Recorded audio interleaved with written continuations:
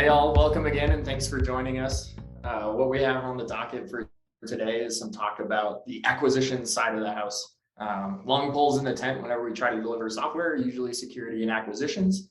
So we've brought a couple of guests with us today, in Cody and Victoria, who kind of reinvented the game and did some game-changing stuff, which is what drove a lot of P1 success. So before we jump into conversation, turn it over to Cody, then Victoria to introduce themselves a little bit, and then we'll jump into it. Drew, good morning. My name is Cody Paul. I'm an acquisition program manager. I've been doing this for about 3 years now with the government. Before that, I was in contracting, was a contracting officer for about 8 years. So that's kind of sort of my background.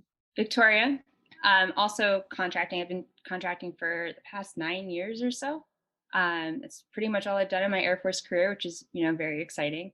And I was just brought on Platform One on loan just to help out. And so I was never actually officially a part of the team. I was just a member that was loaned out. So that's pretty much my background on Platform One. And maybe before we even get to our first question, maybe to both of you, how did you end up on the Platform One team? Because I think everybody's kind of story of how you were one of the original government members is a little bit grassroots and interesting. So, Cody, if you can chat about how you found this team and became a part of it, then we'll have Victoria answer the same question.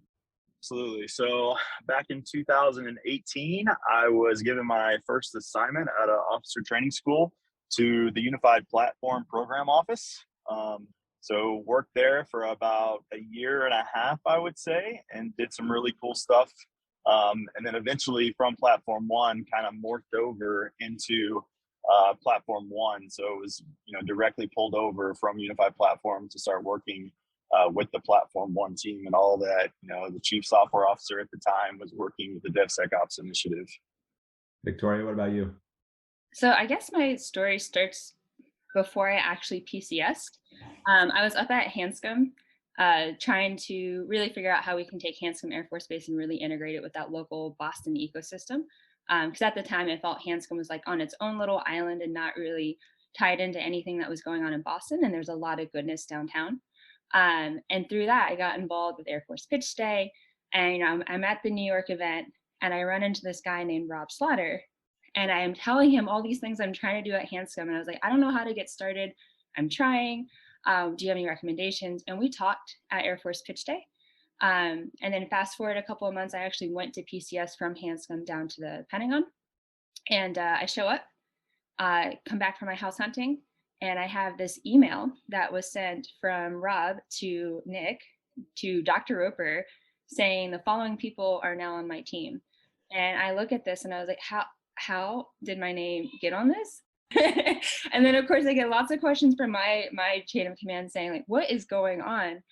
So the original deal was I was only supposed to be on loan for about 6 months just to help develop the acquisition strategy. That turned into close to 2 years almost, which is really cool and exciting that my leadership let me do that. But it really all started with Rob Slaughter and an email. I remember that email actually said Victoria Wyler is the best contracting officer in the entire Air Force, and we can't do anything without a contracting officer. Which is not true. Way to set me up for failure, Yeah, thanks both for sharing. I'm gonna start with the first question, and then Drew and I will kind of alternate, facilitate a conversation here. But I think the first thing on my mind, as a computer engineer and somebody focused on really software delivery, and a guy that had never, even though I was on my third assignment, and Cody can attest to this, I knew literally nothing about acquisitions, to the point where I asked Cody, like my first week, like, why are people putting numbers in front of money, like 3,400 and 3,600? I'm like, this is really confusing. Why are there different numbers in front of numbers? Just to show my own ignorance. But my impression overall, and maybe the most blunt way I can put it, as I kind of felt like acquisitions sucked and dragged me down the whole time I was trying to deliver software. So can you guys tell me why there's a perception that acquisitions is kind of the long pole in the tent, or maybe the biggest barrier to success in some ways, just like cybersecurity, like Drew mentioned, when we're trying to deliver software? Well, I think before we actually answer that question, like, why do you think acquisitions held you back? Yeah, From outside of the community, right? Like, what was your perspective of the community when you first started to interact with us? Yeah, I think it comes down to like basic team dynamics. Like every time I wanted to work on something, there seemed to be a group of people working on like the mission focused, customer driven things. And then there was a team I needed to enable me who wouldn't typically take part in those conversations, even if they were invited to. And it was really confusing to me because I'm like, well, we're all needed to deliver value and we shouldn't really be in two separate silos having different conversations. We should be coming up with a solution together. And there always just seemed to be a little bit of resistance of like living in the same world together. And instead it was like, communicating back and forth over a fence, even though it was within the same like actual branch and office. And I think ultimately everything goes back to people, because I think you can have some acquisition teams that are phenomenal, but I think of all of the great acquisition teams you've worked with, they're all, personality driven, right? But how do you scale those personalities within that community? It's really hard. I also think acquisitions is really good at kind of protecting themselves. They have their own chain of command. They have their own like policies and procedures that not everyone is fully aware of. So they're very good at isolating, and it's also very daunting because I experienced this myself when I first came to Platform One, where like I came to our first meeting, I was like, I have no idea what you guys are talking about. Like I feel so dumb, like I didn't go to school for this. Like I went to school for something completely different, and I'm sitting in this meeting trying to understand what in the world you guys are talking about, so I can actually help you get there. And so in that situation, you can go one of two ways. You can actually fully integrate with the team to become that, true enabler of that team, or you can just hide at your desk behind all your policies and procedures and get everyone else to do the job for you, and you just brought it. So, and obviously those are two extremes in my opinion, but I think it's a huge culture shift that needs to happen. Rather than viewing ourselves as its own separate community, we are there, part of the team, and we're never truly going to be a part of the team if we don't fully integrate and take time to learn what in the world you guys are talking about and what you're doing. And like I said, it's just you have, I don't know how many, 30 plus years of bureaucracy and regulations that have just built up over and over and over again, to ensure that there's certain people involved in the certain processes and certain reviews. And it hasn't gotten better, right? It just keeps adding and adding and adding. And there have been initiatives to really pull that stuff away and break that stuff down, right? So how do you fight that bureaucracy that's been there for so many years, that was built for a different, time frame, when we used to buy very specific requirements and we knew because we were the government experts. Whereas you look at what we're buying now, it's completely different, but we're still saying we're using the same policies and procedures, and they haven't really changed at the pace that I think we need to. So hopefully that was my perspective. And like I know Cody mentioned, it all comes down to people, and I really think it does. But people affect a lot of different things, not just the culture, but the policies and stuff like that. So yeah, I may layer in some thoughts here as well, because as I mentioned in my intro, I'm a former 6-2 officer. I went through the fundamentals of acquisition management training back in my active duty days. And I just remember being very overwhelmed by all of the rules and all of the instructions and all of the different things you just had to know. I feel like I could have spent 6 months just reading documentation and maybe learned something about how to work within the system. But it also seemed to me like the DoD's kind of natural response when something goes wrong is add more steps in the process, which from a liability standpoint totally makes sense. But at some point it just becomes this big behemoth thing where people's expertise is understanding the system, as opposed to how do we actually get to that value delivery. And I think kind of where we want to take the conversation next, and you've already touched on this a little bit, Victoria, is software world and like acquisitions around it is different than the traditional, hey, we're buying hardware, we're buying specific things, we know exactly what the requirements are that we need to purchase. Can you talk a little bit about some of those differences you learned through your time working with Platform One? So I did operational contracting, right? Which is pretty straightforward, still exciting, but you're working with your end users buying a specific item or service that they need. And then I moved over to weapon systems, and I did, weather radars, I did aircraft, things like that. You come to software, completely different beast, because you're not buying like an end product, right? And you have no idea what you may or may not end up with, right? So understanding that you need something as flexible as possible, because something's going to change. Change is the only constant in this world. So how do you kind of take those principles and apply them to acquisitions when in reality we are so requirements driven? And when we say change, like that triggers a lot of different actions on our end, right? So how do you get out of that mindset and develop something that is flexible to really accommodate the ever-changing world of software? So in my mind, that was like the biggest step. When we were first brought on the team, the only thing we were told is that we have to scale DevSecOps across the DoD. By the way, you have no money and you have 45 days to do it. which was really exciting because like we had, a goal and we didn't have a firm requirement. We just had concepts of what you would need for software. And we were able to move very quickly. And it shows that it's possible and you can do it when you have that type of leadership and oversight, but it's not necessarily sustainable. When you look at, and I mentioned this before, like when we're buying certain things and the way we bought things previously, like those policies and reviews made sense because we had that time. You're not delivering an aircraft for X number of years. With software, you're trying to push things out, every day. So how do you take those same policies and procedures? They don't apply to what we're doing now. They need to change because we're not spending 5 years to get something pushed out. And if we are, that's bad, right? So that to me was one of the biggest differences, is that we just had to really look at what can we do super flexible up front to accommodate any change that we may encounter. And then you think about, I go back to the word change. In the world of software, change happens so often. In the world of acquisitions, if you're changing something, you're talking about 30, 60 days, right? How do we get out of that mindset so we're keeping pace with you guys? Otherwise, we're going to get pushed out. You all are going to do shadow IT contracting and do it without us knowing. And that's what I learned. I was like, if we don't come up with a solution, this tech team, Austen is going to go find a creative way to do it. And then we'll find out about it, months down the road.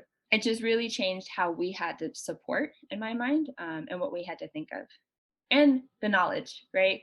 Actually understanding what in the world this is. I can understand if I'm buying an aircraft because that's some type of end product. But when you're throwing all these terms around and I don't have a technical degree, that was tough. And then understanding why that's important to me and how I can translate that to a contract, right?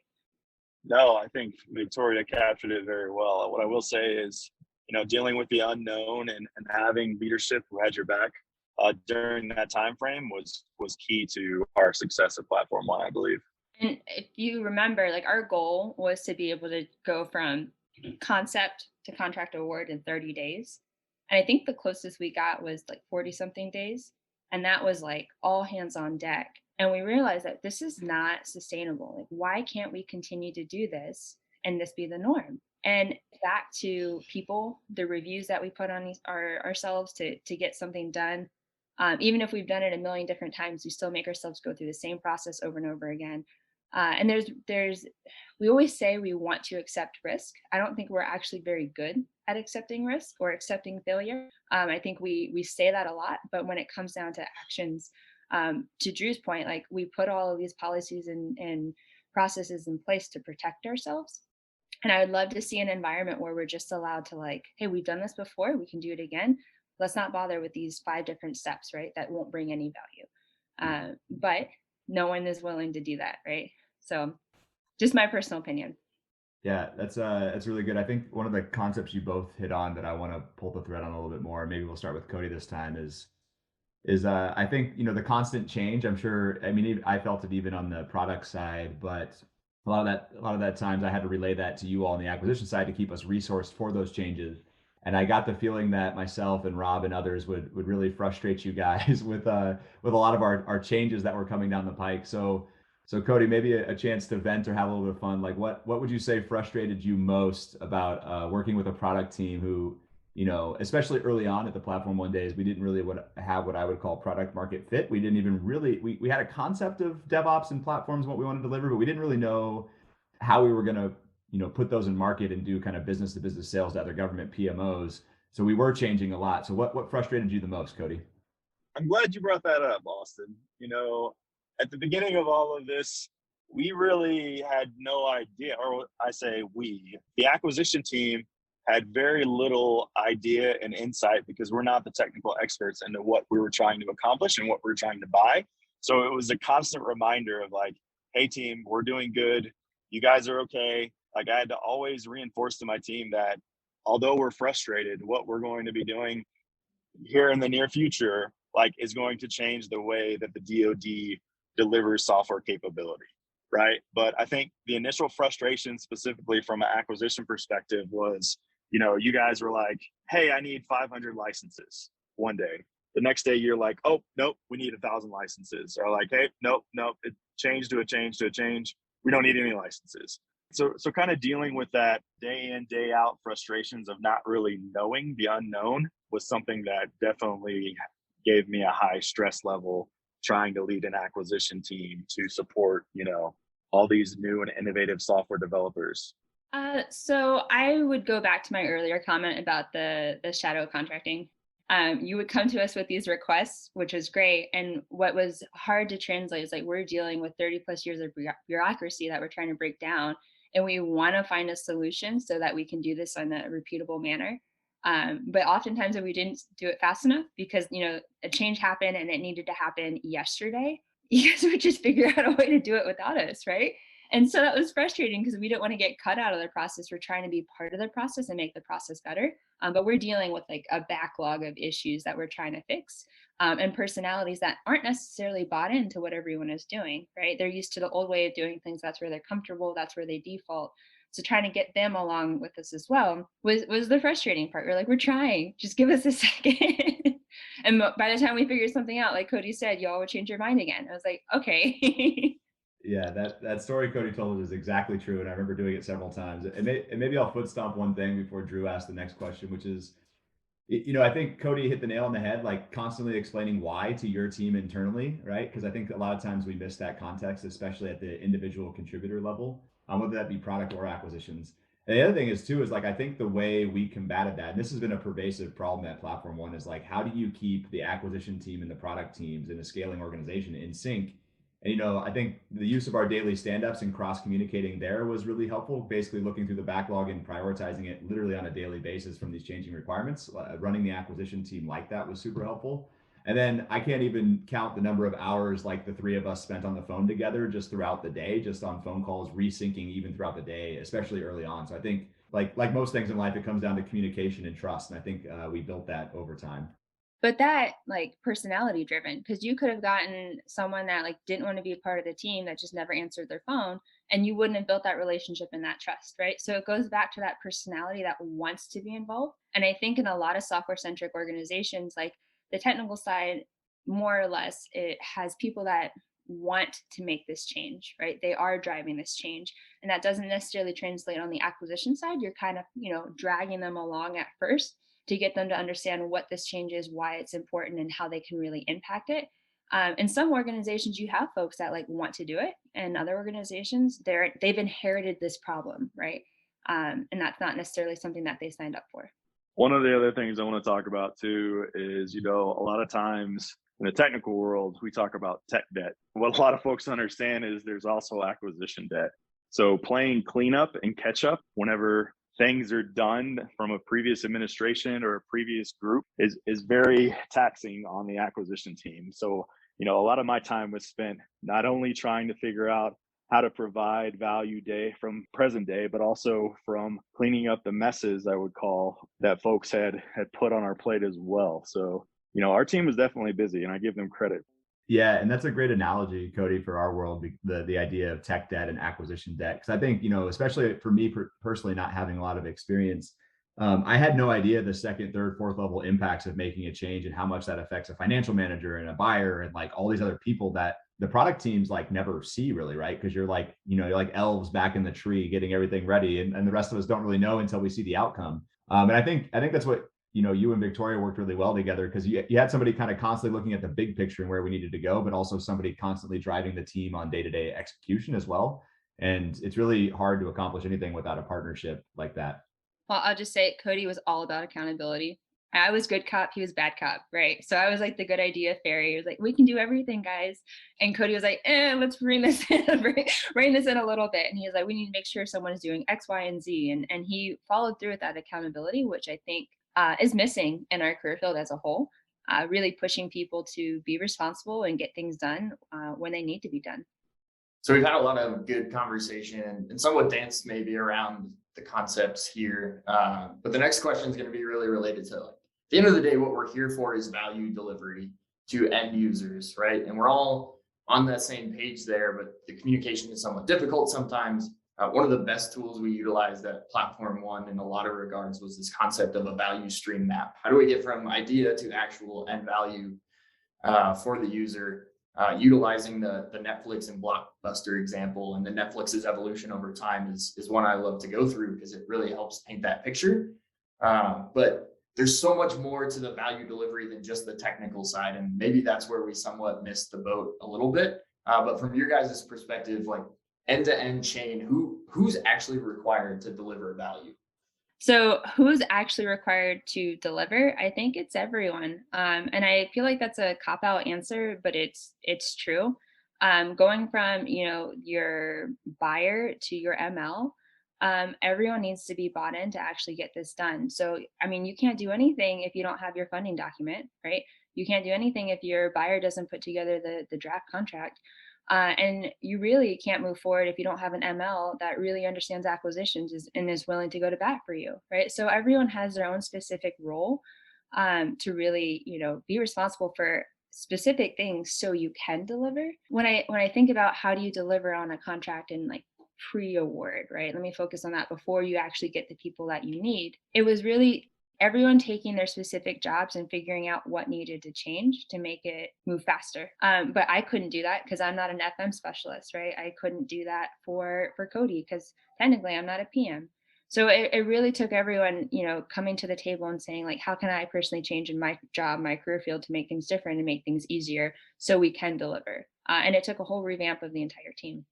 Yeah, no. So I'm a huge proponent of extreme ownership.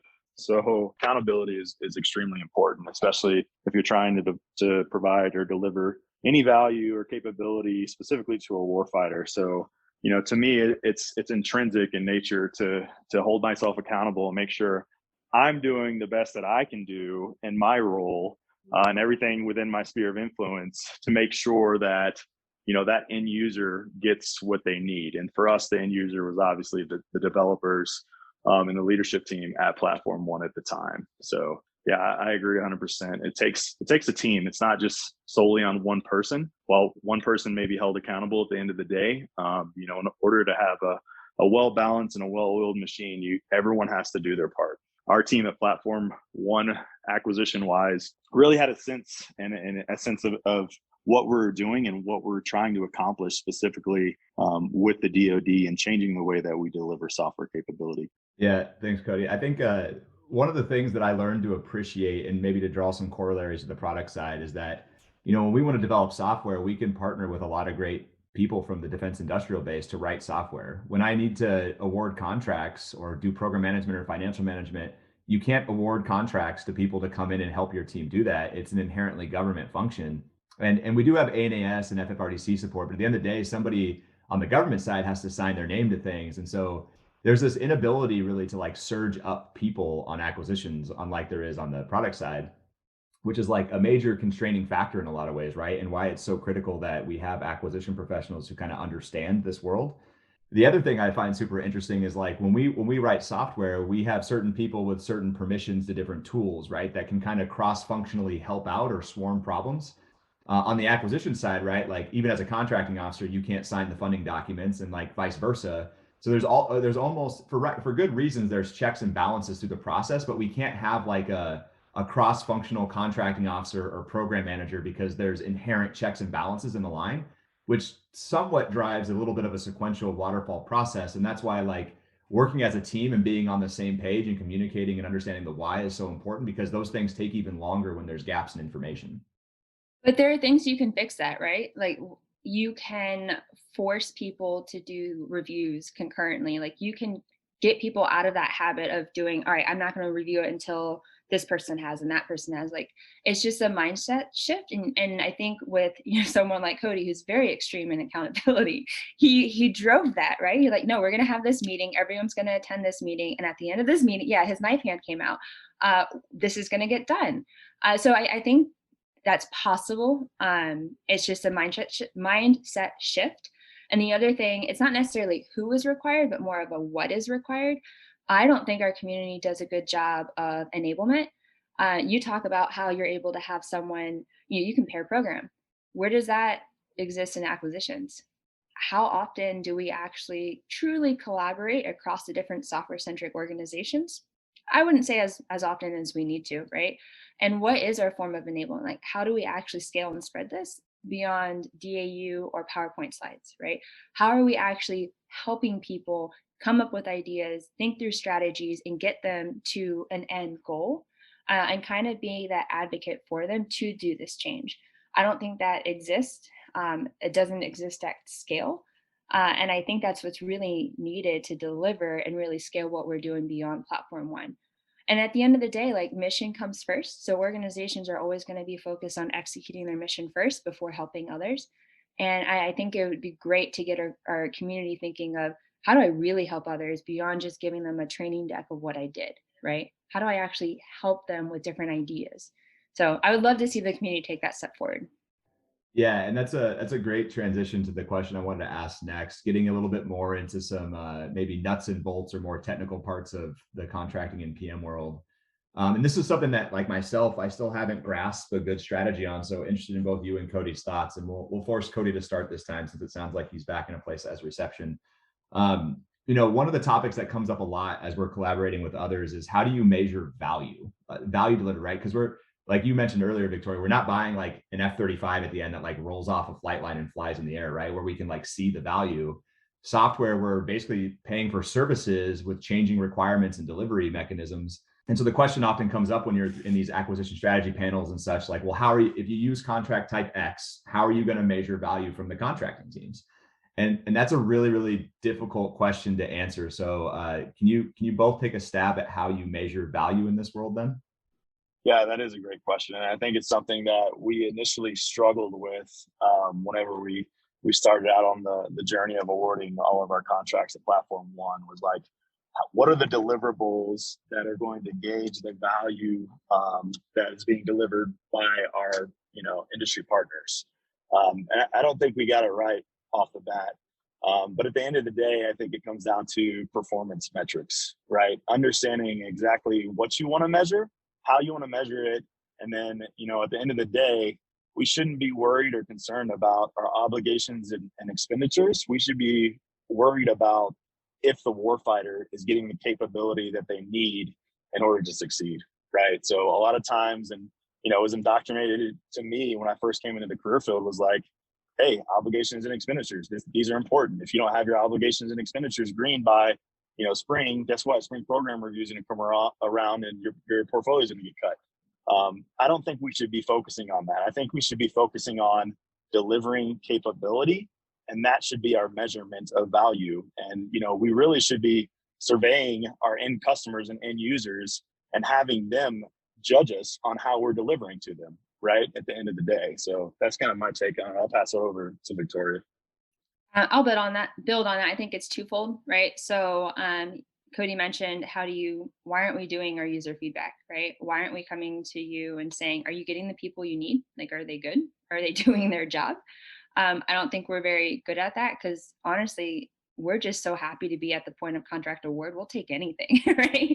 I know that sounds awful, but it just took us so long to get there. We're like, I hope this person's good.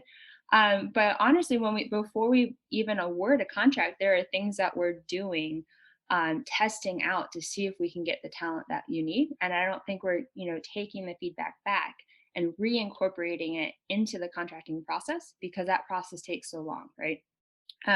So that's the first part. Like, are you actually getting the talent that you need to get what you need done? Is there that level of accountability? It goes back to the performance metrics. I would love to start incorporating those performance metrics into the actual contracting documents. And we wanted to go there. We didn't get there when Cody and I were on the team, but that was one of our goals. And I think the other end of it is, from the industry perspective, I know from industry, like, it's probably super annoying for them to get an RFP and then, maybe 90 days later, they might get a contract award if they're lucky, right? So are the things we're doing providing value to them so they can make business decisions in the best interest of their company? I always thought it was very interesting when we did that industry feedback on like, how is this process for you? They say it would be great, but we can't hold on to these key personnel forever. So if you could at least make a decision quickly, like I can decide whether or not I need to keep them on or put them on a different project. So there's value on both sides for contracting, not just end user, but who we're actually interfacing. Our process is making it easier for industry to do work with us, right? And so we strive to get that feedback. And I think we collected that feedback, but what we didn't do was incorporate that feedback back into the process because, like I said, that process is so long that cycle, it's hard to keep it going, right? Because we're just happy to have a contract awarded. Yeah, I was just Yeah. going to mention one thing there, which is I think we missed a lot of the time and we got better at over time, but I see happen a lot, which is just the level of empathy for our contractor partners, right? Like there's a temptation I see a lot culturally to like treat them differently, but at the end of the day, we're reliant on them to be successful as teammates, right? And their personnel are highly talented and they have a hard time retaining talent as well. And the better you have those relationships and empathy towards their position in the contracting world, from their side of the fence to me that's where you strengthen partnerships and get the best people. And I'm sure Drew knows a lot about that too from being on the other side, but I'll pass it back over to him. Yeah, just a little bit, and wanted to tack on a little bit to some of that conversation, because one of what I think is the most interesting and great things about Platform One is this concept of the government owns the entire tech baseline, and no contracting company owns any specific piece or product line, et cetera. From a how do we measure contractual value? Was it difficult, or did you guys have to get creative to set up this environment where we have mixed vendor teams, where people from different companies work together to deliver the value? Because that's at the end of the day what we care about. So I would say we had to get creative in how we structure our contracts, right? We try to make things flexible on the front end, to allow for multiple awards, to allow for multiple contractor teams, but it also took industry's involvement as well. Like they had to be willing to do this. I think, and this is just from my perception, a lot of industry members are hesitant to be in a mixed contractor team because if something doesn't go right, who's going to be responsible, right?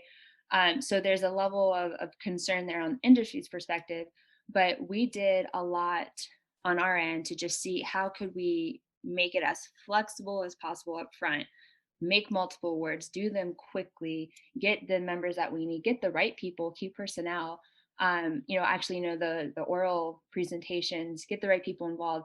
So we tried, like I said, but we got lots of good feedback, and I would love to see that feedback continuously incorporated. And so Cody, did I miss anything?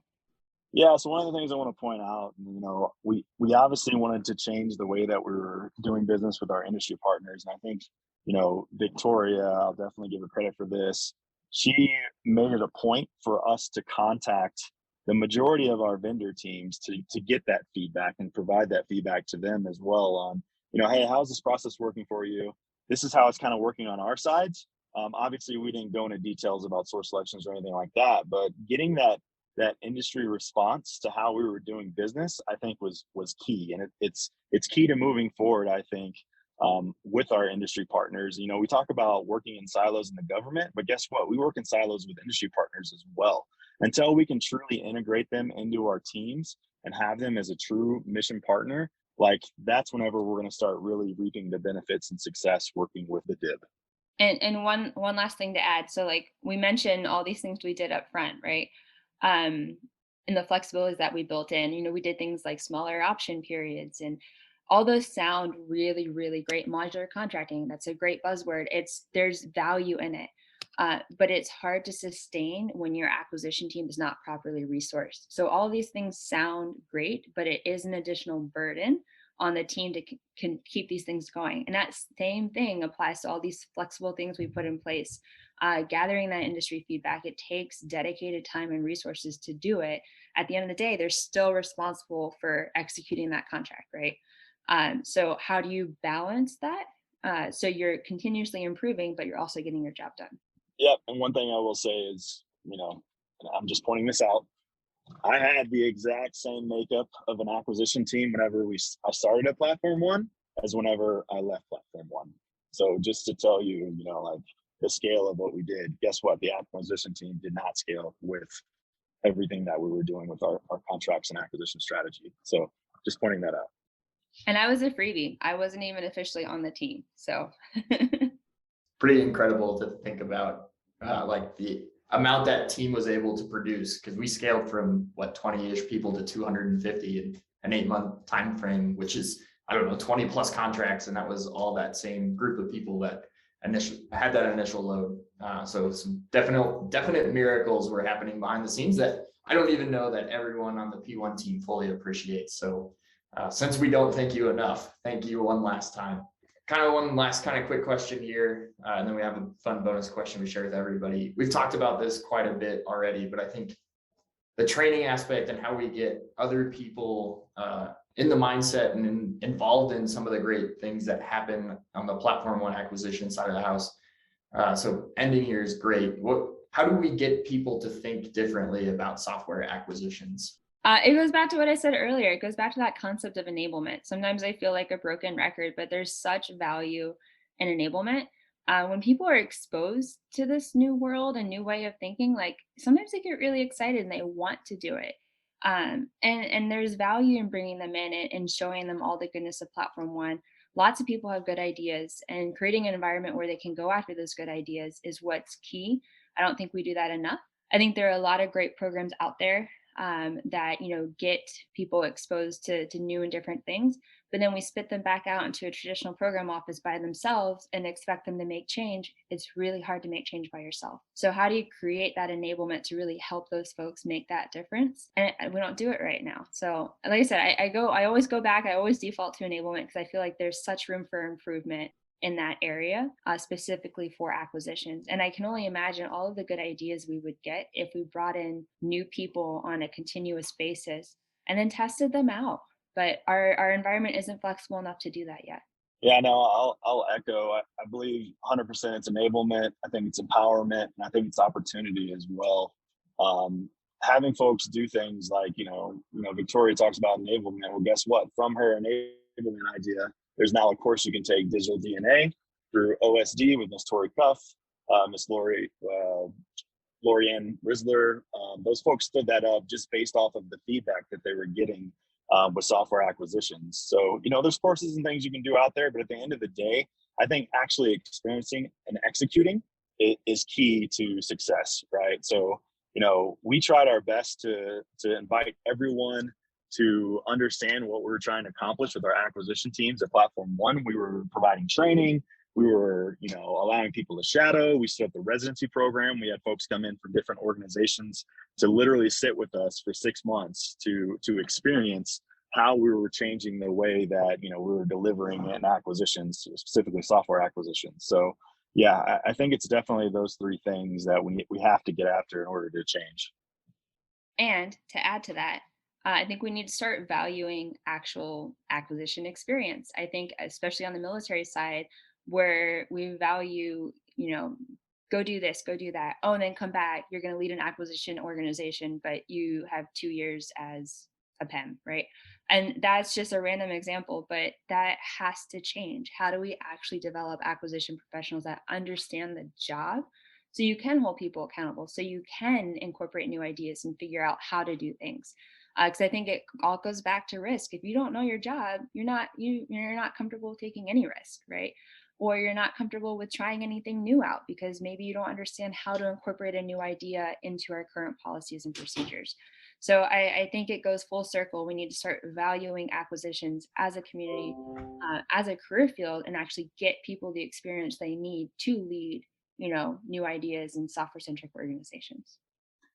Yeah, and I think the collaboration piece is key. I think a lot of times people think of enablement as a one-way road, like a mentor teaching a mentee. But what I think, what I realized is to kind of grow this movement of a different way of doing software delivery in the DoD. It's a two-way street collaborating on ideas. And honestly, like really nothing at Platform One was that original. If anything, it was just when you talk to 20 different really smart people from across the DoD, you collectively create better ideas as a team and you go experiment with them and try and you keep adapting. And I think that's more common, I think, on the software side than it is the acquisition side, but it's hopefully becoming more normal for acquisition professionals.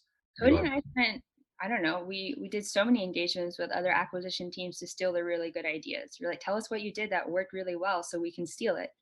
The issue is you can take those ideas and then try to incorporate them, but oftentimes you get pushback because why would you do anything proactive? You already have a contract in place, right? So we're a very much reactive organization. We're not going to move forward unless we have a firm requirement in funding. How can we look at new ideas and put things that are proactive, ready to go when we need it, or just figure out a way to walk away from a contract and start over, right? Do something that might work better. But it goes back to that risk and taking these ideas back into a process that takes so long already. Okay. Yeah, I would say there was definitely no pride of ownership in what we were doing. We were literally talking to anyone and everyone who had ideas, and we would try them out, and we'd fail fast, and we'd figure out what worked and what didn't work. And with the contract vehicle we stood up, the DevSecOps BOAs, we were providing training, and we literally had programs come to us and we're like, this is the greatest thing since sliced bread. And we had, multiple organizations who awarded millions of dollars of contracts off of those vehicles that we stood up based off of the training that we provided. So another feather in the hat.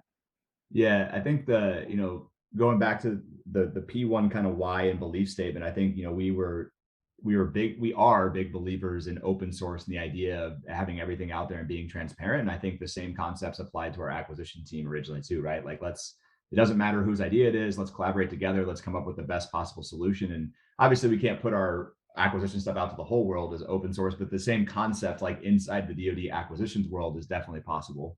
All right, and so we're coming up on time, but I do want to end the episode with my favorite part, which is having some of the original people that were on the team tell their favorite story about Platform One.